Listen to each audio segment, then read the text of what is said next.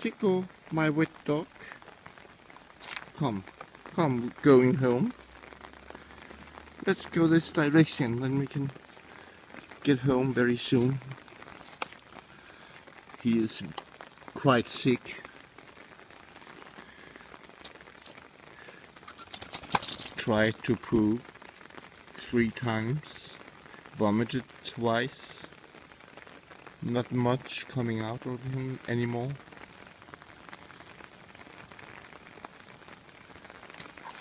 He's only what I would call the shadow of himself.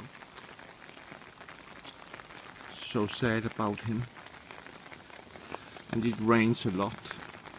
So I'll take him home now and dry him very carefully with a nice towel.